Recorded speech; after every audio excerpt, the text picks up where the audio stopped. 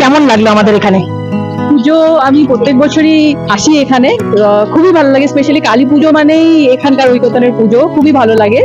আর যেরকম সাবেকি ভাবে এখানে বানানো, মানে সবকিছু পুজো থেকে শুরু করে সমস্ত কিছু এত সুন্দরভাবে টাইমলি মানে অ্যারেঞ্জ করা হয়। আর মানে সেটা আমি মানে মুখে বলে বোঝানোর মতো না। সবাই এখানে প্রচন্ড কোঅপারেটিভ। ভালো লেগেছে, এক্সপিরিয়েন্স খুব ভালো।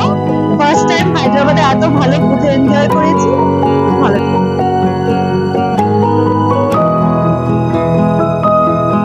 এবারে ফার্স্ট টাইম এন্ড খুব ভালো লাগলো, বিকজ দুর্গাপূজার নস্টালজিয়া থাকে বাঙালির, বাট সেটা শেষ হয় না যতক্ষণ কালী পুজো হয় না।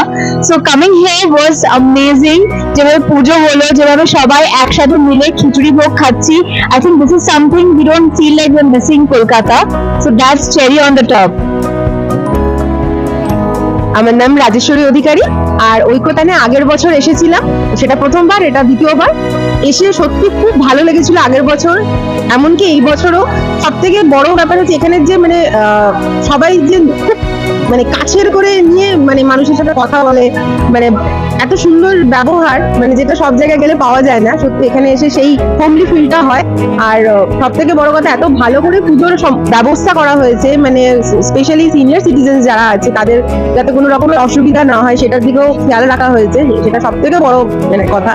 আর ভোগের খিচুড়ি প্রসাদ অপূর্ব হয়েছে খেতে, মানে অসাধারণ এক কথায়, মানে খুব ভালো লেগেছে।